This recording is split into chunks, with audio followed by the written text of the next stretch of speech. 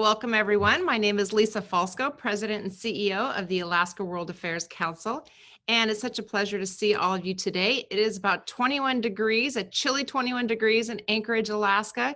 It's also a chilly 62 degrees in our office downtown here. So I've got my jacket on, and I'm dreaming of warmer places and faraway lands like Africa and Timbuktu. And if you're also dreaming of warmer places right now, this is the program for you. We are so super excited today to have with us Dr. Peter Chilson, and also join him, Hadj, Djitteye. And this is very exciting. Dr. Chilson was highly recommended to us by the Oregon World Affairs Council and was supposed to come in the spring, but due to COVID, this program got postponed. And we became big fans when we saw his book, Dr. Chilson, here's a little bit of a plug, about writing abroad, how to get experiences and write about them to enhance your travels. And we have several copies of these, which we were planning on bringing to your program when you're here in person, but we're just gonna have to hold on to them as ransom so that you will come and sign them for our members, because we really love this book. The Alaska World Affairs Council is part of 95 councils around the United States, and we're super excited about going virtually right now. It is allowing us to do programs like the one we're doing today, and this wasn't possible before. So we're so glad that all of you are joining us. I see some familiar faces online here and some new people. If you are new, please consider coming again. We've got a whole lot of wonderful programs on our lineup and more being added by the minute. So this next month, go to our website, you'll see information. We have 3 programs coming up, and we've heard from you. You want to hear more Arctic programs. We've got 2 phenomenal Arctic programs coming next month, including the Secretary of the Air Force, Secretary Barrett, as well as our new JBER Commander, Lieutenant General Crum, who are going to be talking about the new Arctic strategy, and also a program in partnership with Alaska Startup Week, where we're going to be talking about innovators and incubators and how to scale projects above the 60th North parallel, and what these new projects are. So come join this panel. It's going to be a morning program for anybody who's an early bird, 7:30, and we'll be linking people from Norway, San Francisco, and Alaska for this program. We are turning off everyone's microphone except for the people that are speaking here. If you do have a question, please say so in the chat room. Also go to the chat room right now and tell us where you're tuning in from. Say hello to us and to our speakers and keep the conversation going. We're going to have a Q&A at the end, and we'll take questions, so that is a place to put your questions throughout the program. And with that, I'd like to turn over the microphone to the chair of our board of directors, Mr. Steve Lindbeck. Steve, if you could unmute your microphone and introduce our speakers today.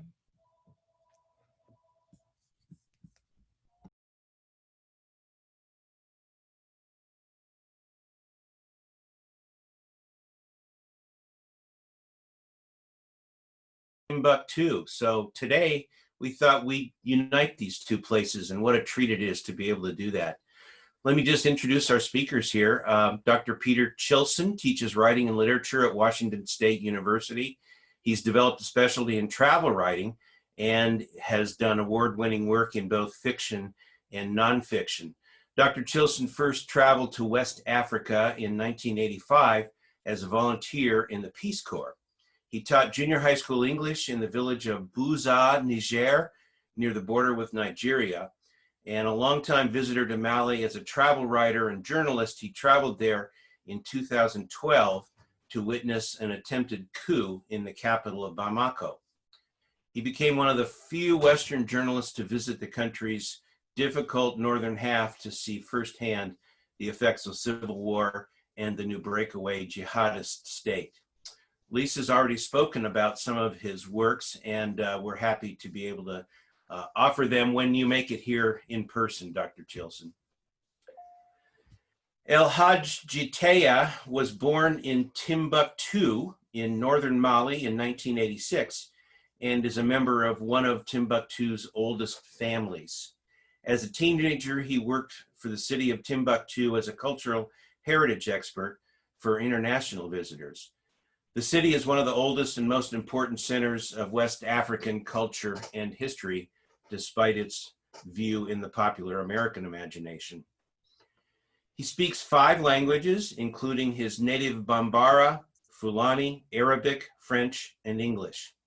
He holds a master's degree in English from the University of Mali and is founder and director of the Timbuktu Center for Peace. He has 12 years experience working with youth movements and local governments in conflict zones across the Sahel region of sub-Saharan Africa. He remained in Timbuktu during a year-long occupation by Al-Qaeda forces in 2012 and 13, and then he worked as a translator and public information assistant for the United Nations Peacekeeping Command there. He's an activist for peace and specializes in building civic leadership and education programs. He's a Mandela Washington Fellow and also a Fellow of the Obama Foundation. Currently, he works at the British Embassy in Mali, where he's a program manager for the Conflict Stability and Security Fund of the British Foreign and Commonwealth Office. So allow me please to welcome Dr. Peter Chilson and Hadj Djitteye. Welcome to the Alaska World Affairs Council, gentlemen. Well, thanks very much. I want to thank Lise Falsco and you for inviting us here.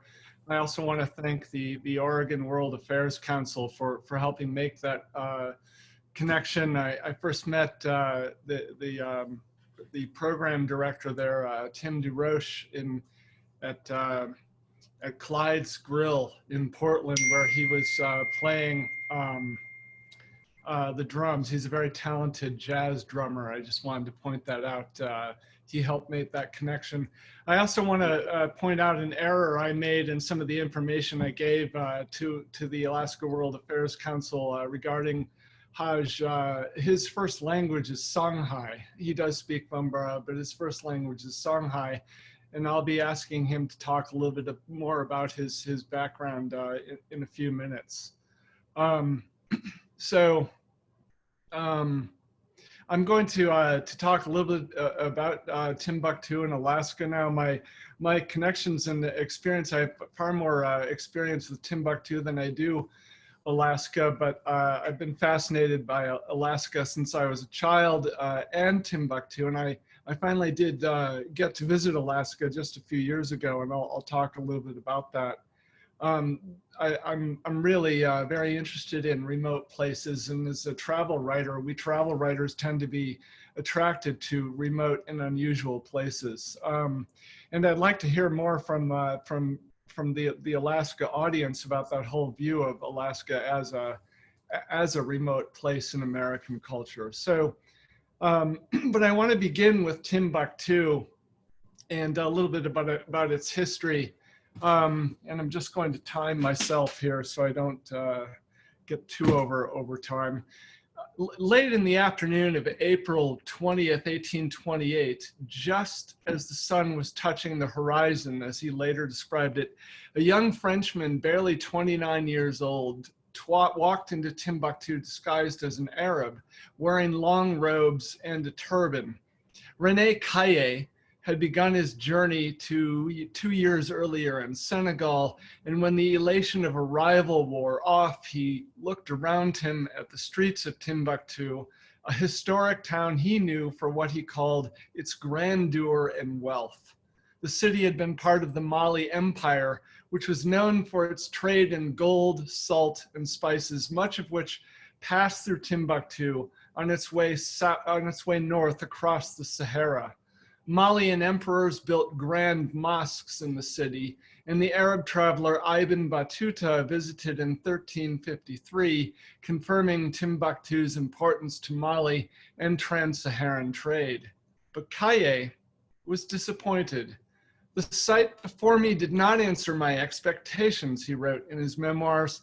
The city presented, at first view, nothing but a mass of ill-looking houses built of earth. Nothing was to be seen in all directions but immense plains of quicksand of a yellowish white color. And I just want to stop there to make sure I'm being heard. Is the connection working okay? All right. Caillé had expected to sail to the city on a large wooden canoe, part of a flotilla he'd been traveling with for weeks down the Niger River. but he found that getting to Timbuktu was not like entering Paris on the River Seine.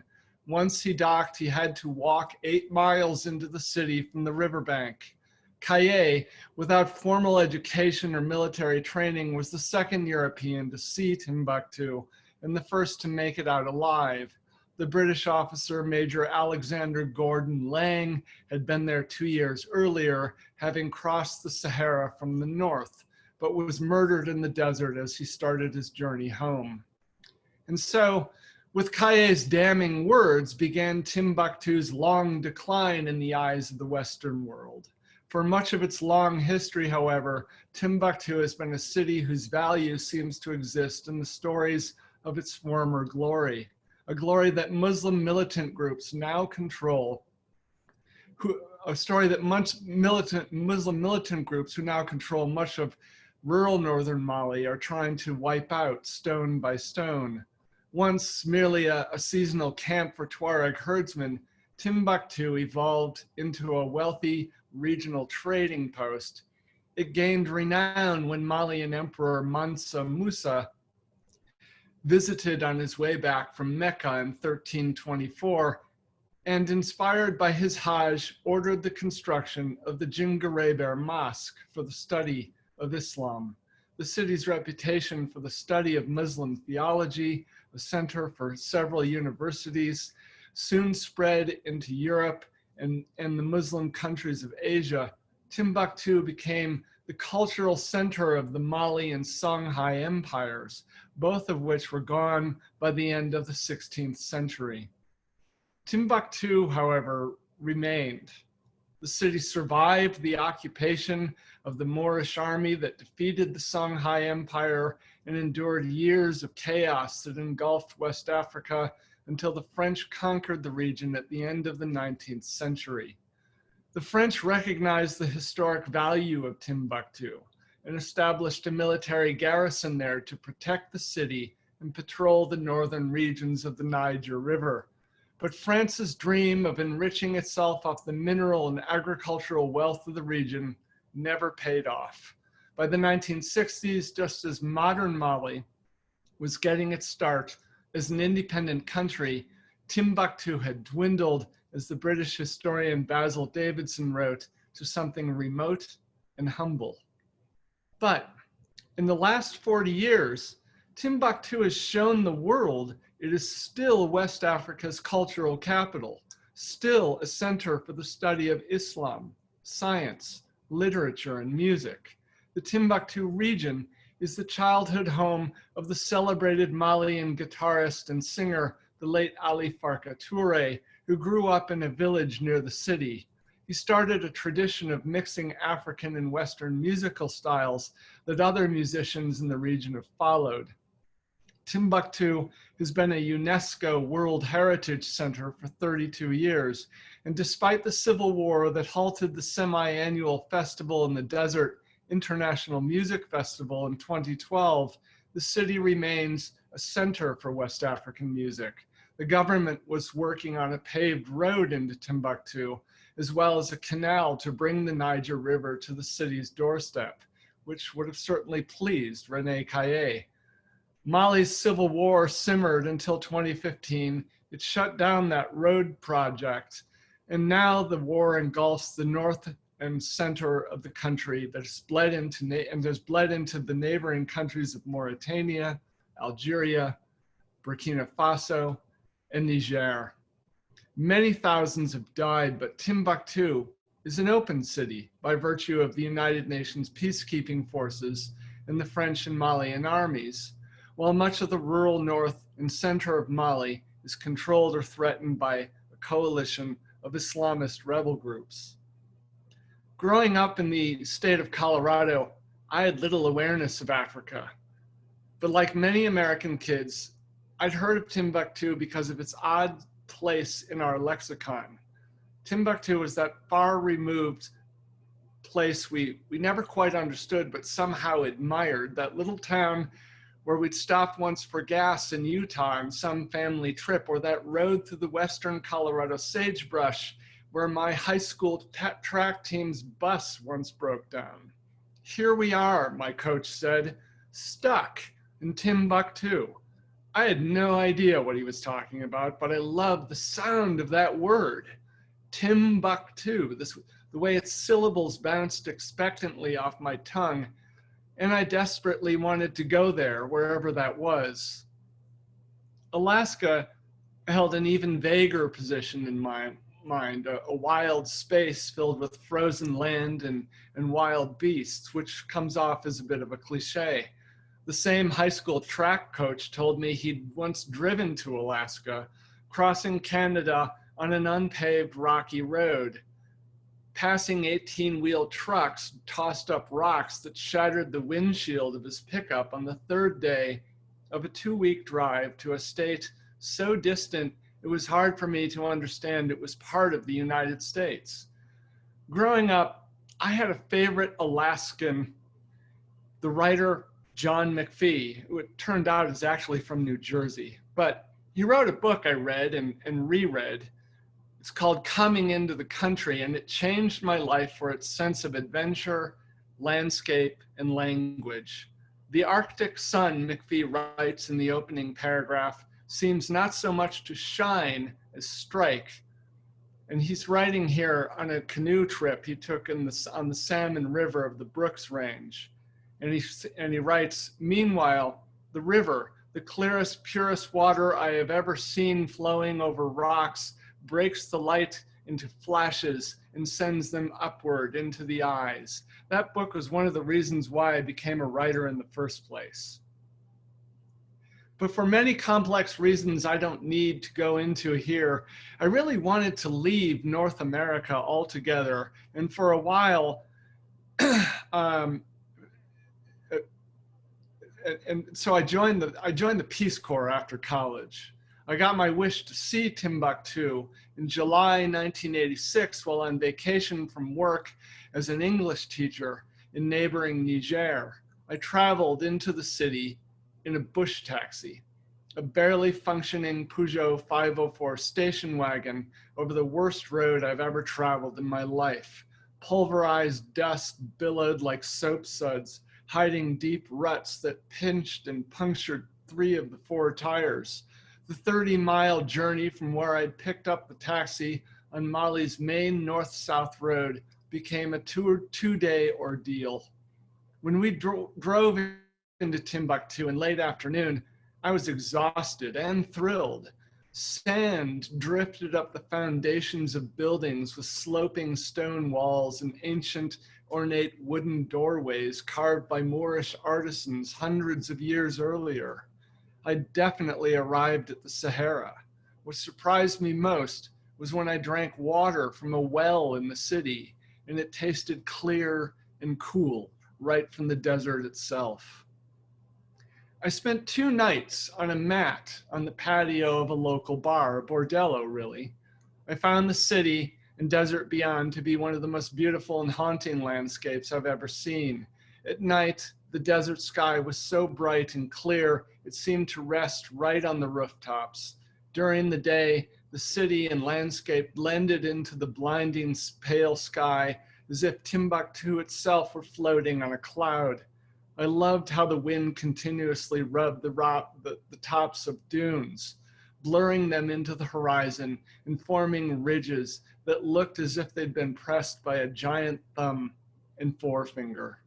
This is part of the reason why I keep going back to the Sahel and the southern Sahara, because the land is so big and so extreme. The other reason, and perhaps it's not all that surprising, is that the people who live there are very resilient. I didn't visit Alaska until just a few years ago, when I jumped on an invitation from friends to hike Chilkoot Pass out of the small town of Skagway. Has anyone in the audience made that hike?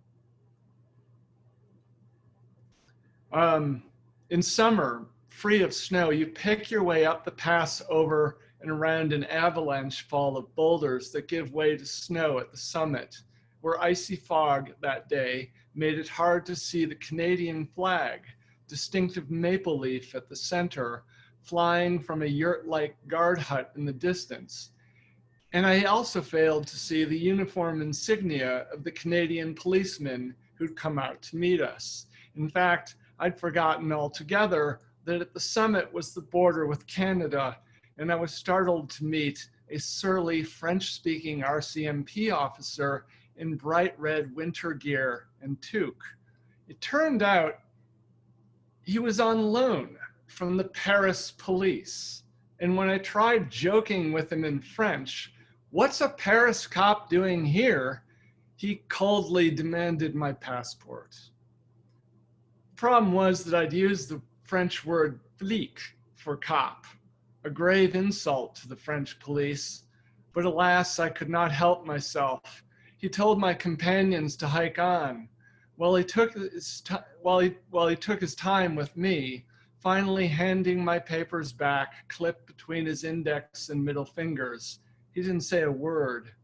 I walked past him, and after a few yards, when I turned around to look, he was gone, like he'd been taken by the fog, as if the border itself had been a myth all along. I could hear the flapping of the flag in the wind.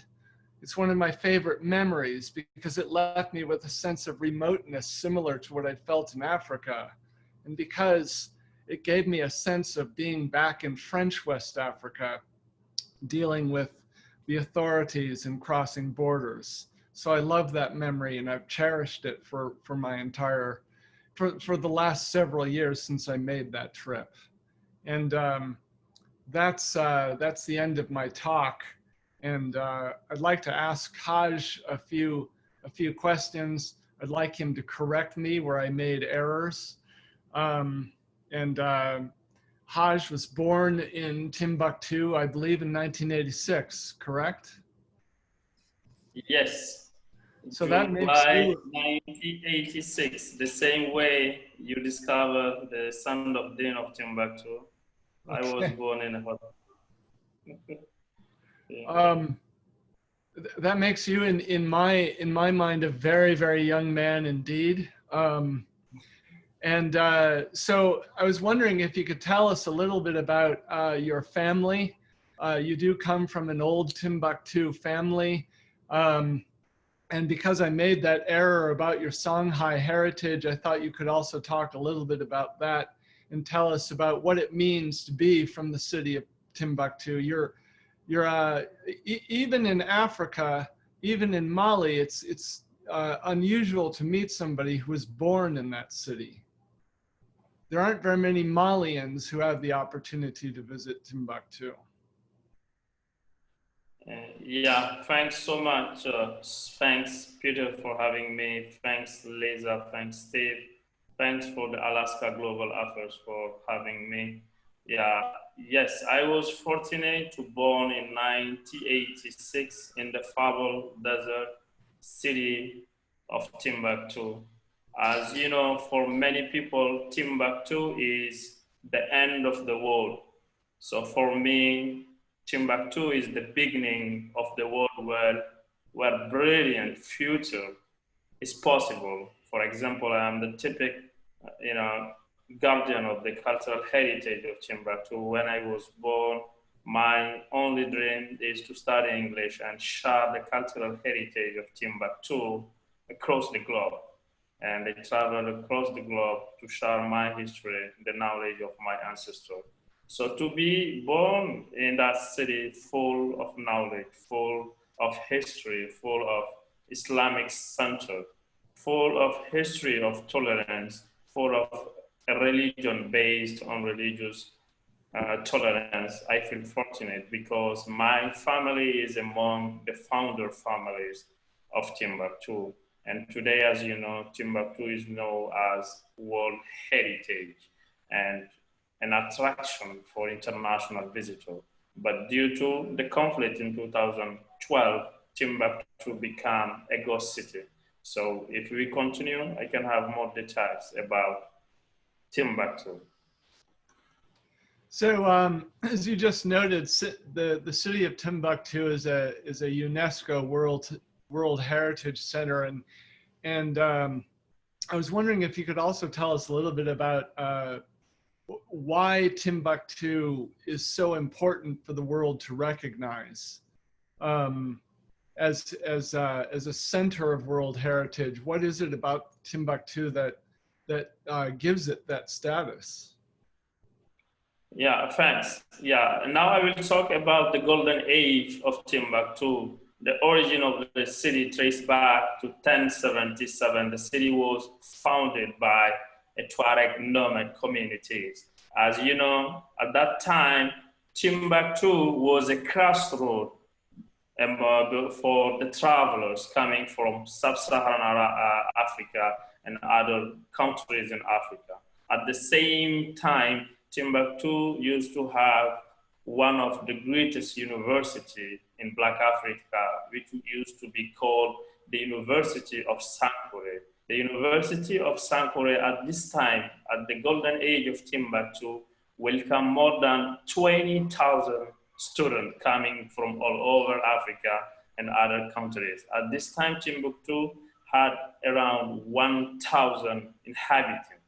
And I can tell you why Timbuktu is also so important for the world, for the Western world to know, is also for the mysterious city, which was classified as World Heritage by UNESCO. Why World Heritage? Because whenever you go in Africa, you can never find, a mosque entirely built in mud and fabrics. I'm talking about the Great Mosque of Djitteye, which was built by the great emperor of Kanku Musa. At the same time, Mali, the empire of Mali was one of the richest empires across sub-Saharan Africa, and Emperor Kanku Musa paid more than 12,000 mutkal of gold, equal to 200 kg gold, to the famous Abu S.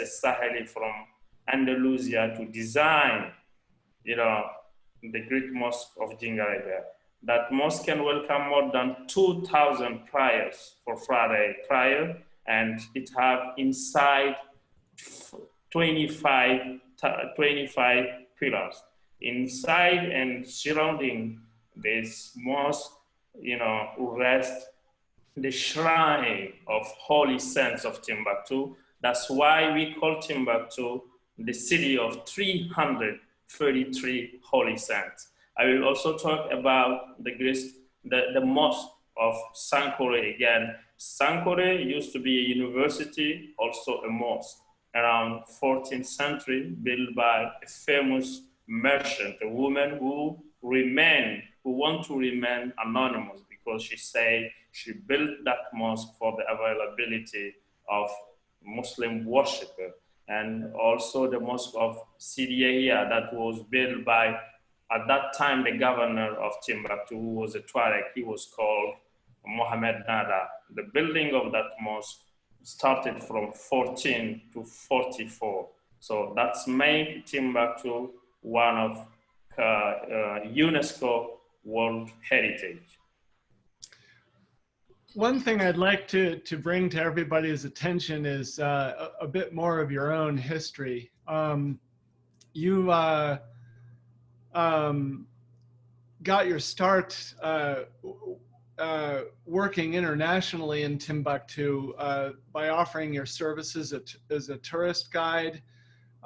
You've worked as a fixer for international journalists, and you've become a journalist on your own, but you've also become a very effective activist for peace and tolerance in an effort to try and settle the differences of Mali's civil war. And in fact, I know that you've also risked your life many times to try and pursue this work. So I was wondering if you could talk a little bit about your own work, but also about Timbuktu's cultural history as a symbol and a center for religious tolerance. Yeah, thanks, Peter. Yeah, in 2012, when Islamic, militants linked to Al Qaeda in the Arabian Peninsula, they occupied Timbuktu and they restored a strict Sharia law. And during that time, I sacrificed my life to stay with my communities. And I decided to write about the cultural heritage of Timbuktu as a catalyst for lasting peace and transforming violent extremism. So I spent day to day monitoring the daily activities of the occupation of Timbuktu. It was very risky, but as you know me, my life, I have a message, and this message is to share the knowledge of the wisdom of my ancestors, the religion of my ancestor, which is based in religious tolerance. So the natives of Timbuktu practice an Islam based on religious tolerance, and the cultural heritage of Timbuktu is all about bringing community together, bringing culture together, bring religion together, and bring the entire community together. All right.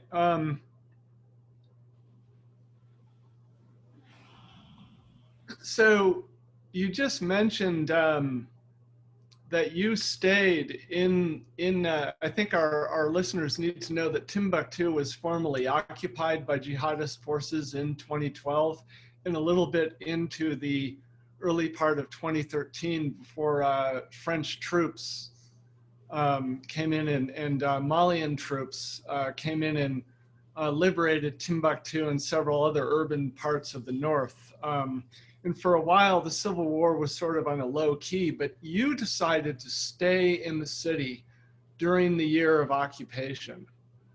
And that's an extraordinary thing. And I think that is something that allows us to transition into some of the questions I see popping up here in the margin. So could you talk a little bit about some of the things you saw in the city? Yeah, the occupation of Timbuktu by Islamist militants in the Arabian Peninsula was one of the hardest things happened to the city. It is important to know that way back to history, that Timbuktu was occupied more than 12 times in history, and the Islamist militant occupation was the 13th occupation. During that time, Timbuktu, when I was born and I grew up in the winding streets of Timbuktu, when you woke up in the morning, the city is full of international visitors.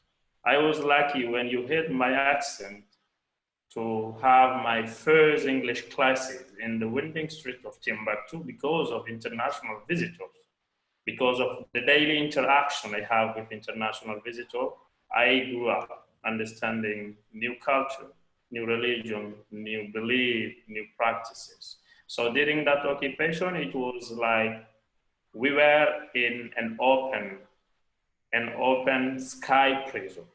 Why an open sky prison? When you prevent someone from freedom, when you restore a strict Sharia law, when you come to a city, you found a cultural heritage, you find a civilization, and then you come by a fundamentalist ideologies, and then you impose these ideologies to those grassroots communities.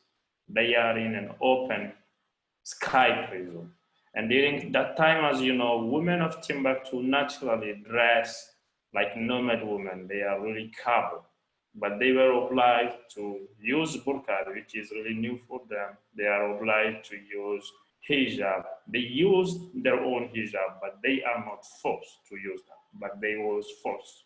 And if they go to the market during the day, if they don't wear this hijab, they are whipped in public places. This was one of the most horrible things I think my communities have endured, and this hardship still traumatized for young girls, for women, for mothers. You understand? And what was also difficult, as you know, Timbuktu used to be at this golden age as a center for religion and religious tolerance. The same way when we go trace back to the Tariq al-Sudan, the Tariq al-Fatah, I explored during my early age in order to understand the cultural heritage of Timbuktu. Our religion was based on tolerance. And this fundamentalism ideology, this new religious normative languages based on language under faith, language in transition, and language of textbook was really new for the communities of Timbuktu. And it was really hard. And I can say one of the hardest things they have done before they fled the city, before the French-led forces liberate the city of Timbuktu, was to burn the ancient manuscript of Timbuktu. As you know, the manuscript of Timbuktu, I can say, is the soul of humanity, because this ancient manuscript traces back years ago. It talks about theology, it talks about politics, it talks about traditional medicine, and it talks about great servants, native of Timbuktu, which wrote great histories. And this ancient manuscript lies the secret of the wisdom of Timbuktu, which even the entire humanity can exploit and use it for a brilliant future. They burned some of this priceless manuscript.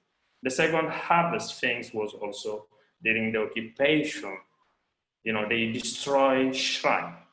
The shrine is the present, the past, and the future of communities. As you know, when you say Timbuktu, you say the city of 330 holy saints. And the shrines are our past, our present, and our future. We respect them. So this was one of the hardest things I witnessed in my early age during 2012 occupation.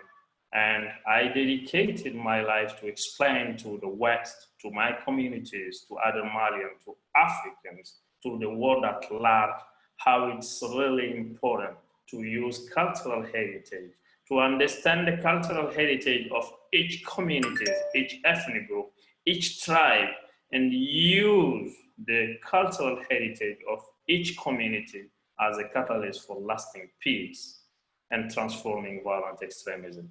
And I am deeply committed that the cultural heritage of Timbuktu can be used for lasting peace in the world. Thanks. You managed to answer at least part of one of the questions in that I see posted in the chat, which is regarding the status of the manuscripts. As you pointed out, some of the manuscripts were burned. I think, I'm not sure how much, I think it was perhaps a few hundred or a few thousand pages, but the vast majority of manuscripts, which constitutes well over 1 million pages of documents, were spirited out of Timbuktu to safety in Bamako. Have any of the manuscripts been returned to the city? Yeah, thanks for this. Yeah, during the occupation, as you know, the knowledge keeper, the manuscript owner understand that their family history secret will not be safe in the city of Timbuktu. Most of manuscript owners decide to bring their manuscript to Bamako for safety. But after 8 years, 9 years, 12 years, 9 years of liberation, as you know, the city is not still liberated because the urban city of Timbuktu is liberated and then international forces are there. But in the surrounding villages, in the nomad communities, those communities are still occupied by armed groups, by violent extremist organizations. So some are not sure that their manuscript will be safe in Timbuktu. So they decide to keep them in Bamako. I can say a large number of manuscripts are still in exile in Bamako, while the place is in Timbuktu near community. Mm-hmm. Someone was asking about the librarians of Timbuktu, and you made reference to the old families, such as your own. Does your family actually control any of the manuscripts? Yeah, yeah. I am from a family in my mother's side where my grandfather used to be Islamic scholar. He was an imam. That's why they call me Hadj. Okay. As you know, he was in Mecca and he was a scholar.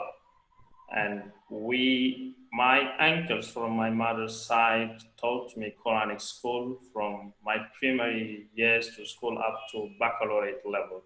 So I kind of studied in the mid of the Quran, the Holy Quran. So up to now in Timbuktu, we have a family library, which is safe. And in our family, they decide to guard the manuscript and then control the manuscript. They are there, and the library is in Timbuktu. So this would be a good point to open it up to questions from the audience. Either posted in the chat. I hope we addressed the question about the librarians of Timbuktu and the ancient manuscripts. Are there other questions? Yes, Alex, did you have a question? It's great to see you. You'll need to unmute yourself first.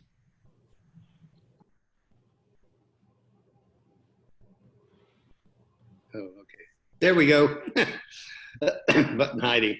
I believe they've answered it. Thank you very much. I wondered if, I believe Howard University in Washington, D.C. once had some role with the manuscripts, maybe to on loan or something, so that they could be seen in Washington. I think several universities, including I'm not sure which university, I think it's Oxford University, had some interest in working on the manuscripts, and I think Hadj actually can jump in and correct me on this, but there was a large effort to digitize manuscripts that was well underway before the occupation. And at this point, I'm not sure if that's still continuing in Bamako or not. Do you know, Hadj? Well, as you know, before the occupation of Timbuktu, there was a lot of, micro projects going in the city of Timbuktu, whereby, Western world donors, countries, founded digitalization and numerization of manuscript. And before the occupation in 2012, I think more than 50% of manuscript was already digitalized. But the occupation came, and then they moved the manuscript to Bamako for safety. And from 2013 up to now in Bamako, there is a lot of places whereby they are actually working in digitalization and numerization of ancient manuscript. In what concerning Howard University, I think, University of Oxford used the jurisprudence of the manuscript of Timbuktu in the law courses, and many scholars, many academicians, came by in Timbuktu, as Peter know me. I have been researcher with them.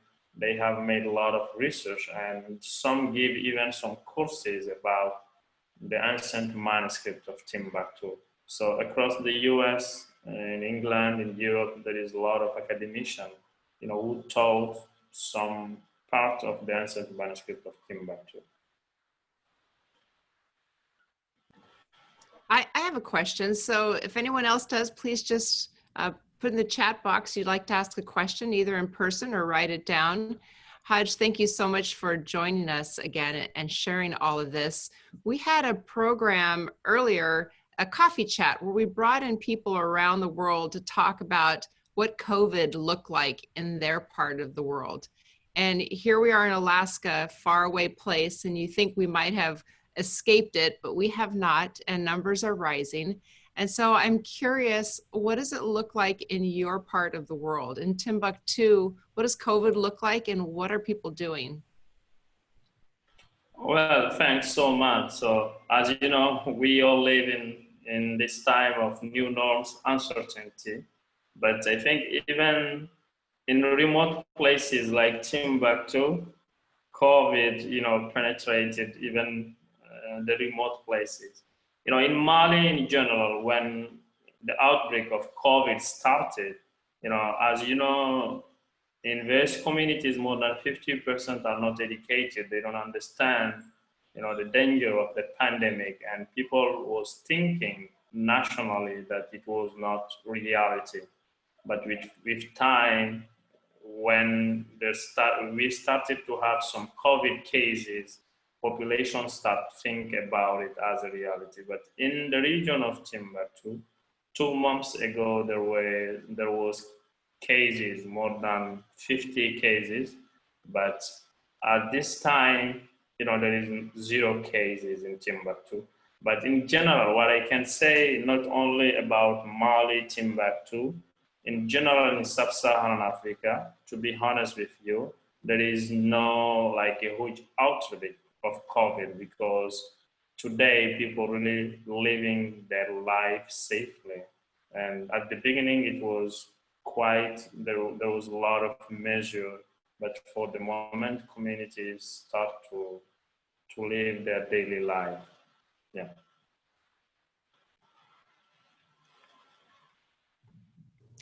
It seems like the cases in Africa are far, far lower than many parts of the world. And from what I've read, researchers are still trying to determine why that is. It's not quite very well understood,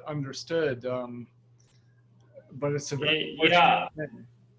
I think also there is many reasons. I'm not, researching in health sector, but what can I say is that, as you know, in sub-Saharan Africa, we have a very dry weather, and the weather is very, very hot, and the weather is so warm, windy. So there is a lot of factors. But what I can say in terms of COVID in Africa is that when you go to urban cities, big cities, you can see some cases. But when you go back to rural areas, remote areas, you can't see cases, because this places is far away from big cities, whereby you can find international airport, you can find huge gathering of communities and people. So Peter, I'm still shivering in my office. It's still only 62 degrees here, and I'm really wanting to go to Africa. And you have written a lot about Africa, plug again. And I was hoping you could talk to us a little bit about other places in Africa, places that you have been, places you'd recommend. How would somebody like me who's shivering here in Alaska today get to Africa, and what should we do? Well, I think I think it would be a good idea to stay away from the Sahel, the interior Sahel region at the moment, as painful as it is for me to say that. And I'd like Hadj to jump in with his own ideas on that in a moment. But Bamako itself, the capital of Mali, has always been itself a great center for music, but I'm not sure it's the best time to travel there. But Senegal is getting a lot of attention. It's getting a lot of attention for its progress in reducing COVID cases. And as somebody just noted in the chat, a lot of that I think also might have something to do with the fact that in that warm weather, everyone does spend a whole lot more time outside. But Senegal is one of my favorite countries in the world, along with Mali, for the openness of the people and the ease of getting around there. It helps that I speak fairly good French, and the other parts of Africa, I'm mainly familiar with West Africa, and at the moment, West Africa is a bit difficult because of this interior conflict in some of the best parts of West Africa to visit, which are in the Sahel region. And that conflict is political, and it's religious, and it has consumed many of the interior countries. Niger is a wonderful country to visit, but unfortunately right now it's very dangerous. But Senegal on the coast is still largely spared that conflict, and I would explore visiting the city of Dakar, the city of Saint Louis, the former capital of Senegal. There's a train system that connects many of the cities on the coast. Music in the city of Dakar is really quite wonderful, and to me it's a wonderful, very calm city to visit. And but I would check out, I mean, I haven't done this for myself, so I'm speaking a little bit off the top of my head, but I would check out first what the situation is, what the embassy travel advisories are. Although the United States Embassy will always overstate the dangers. It's what embassies do. So that's one thing I would really encourage is I think Senegal right now may be one of the safest places to visit and to explore. There's also a train system into the interior of Senegal, which is a lot of fun. It's a very, very old train. Most of the technology, I think, is dating back to well, I'm not sure anymore, but at least I'm going to shut up about the technology. I haven't been on that train in a long time. Hadj, sorry, go ahead. No, I was going to say the Anchorage Concert Association featured a phenomenal artist from Senegal a couple of times, Habib Kiote. I don't know if anyone who's listening went to the Concert Association when he came. The music is phenomenal. And so, yeah, we've heard a little bit far reaching from Senegal to Alaska, but you're saying it's still a great place to go for music and other things.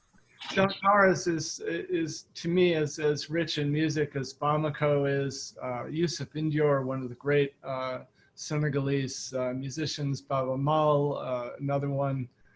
They make their homes and their studios there, and it's very, very easy to plug into the music scene there. But in this time of COVID, I'm not sure what that would mean on the ground there. Hadj, what about visiting Bamako in this day and age? Well, honestly, as you know, I know the US travel regulation. Because of all going on in Mali, actually, people can still visit, but they are just allowed to stay in the capital city of Bamako, so they cannot travel to other regions like northern region of Mali and some parts in southern region, like the region of Sikasso, which is in the border of the three area, the Djitteye Gourma area, where there is a lot of, armed groups and violent extremism activities. But before, as you already said, Bamako, is like a good place to visit. So because in what concerning music, the music in Mali is the cradle of music in whole Africa, because they can talk about, the desert blues by Djitteye and Tarte, the Tuareg musician, native from Timbuktu, which sing and use traditional Tuareg instruments. There are also this, Bambara singer like Toumani Diabaté. He's the king of the kora. Is a traditional instrument used to be used for the emperor, for the emperor, and then the great man of Mali to prize them. As you know, there is a long history of griot of Mali, which in the cultural heritage of Mali, griots are like the gatekeeper of ancient traditional, and then they are the ones we call to, you know, to the emperor, to the leaders, to the religious leader, the history of their ancestors. So the second place to go, as you say, can be directly Senegal. Why? Because of the long history of Senegal. And then there is a lot of beautiful beaches in Senegal, like Sali, as you said, like Saint Louis. And then there is a lot of nomad villages today, very developed because of the Senegalese diaspora and the government of Senegal to make a lot of facilities in terms of tourists.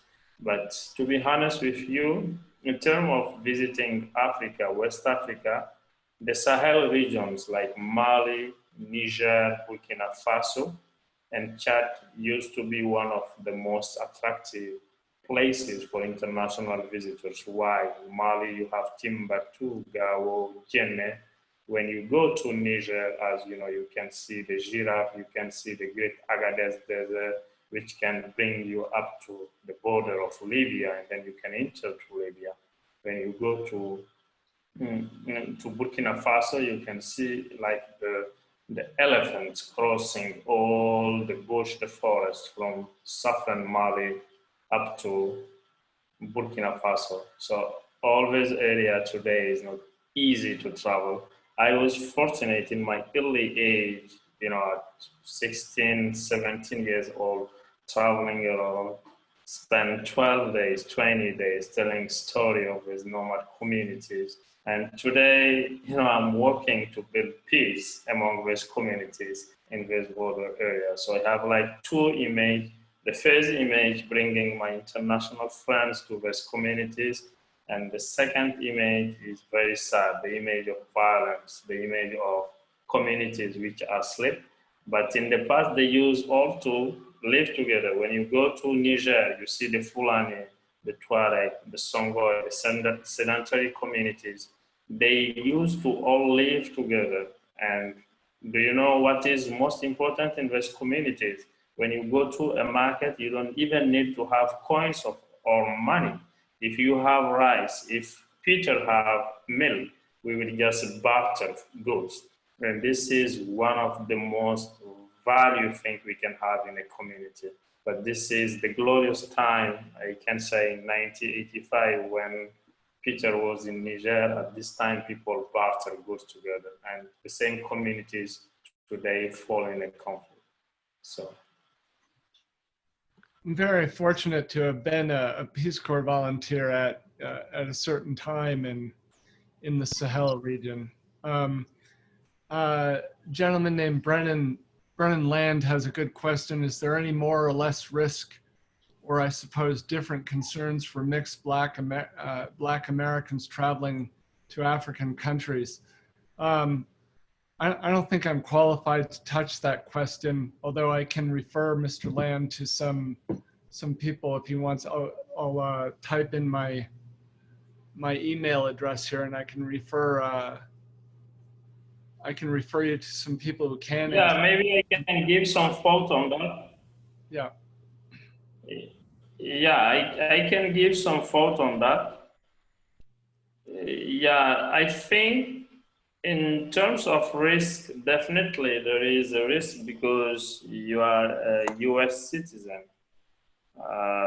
As you know, you can visit various areas, but to be really vigilant and then play low profile.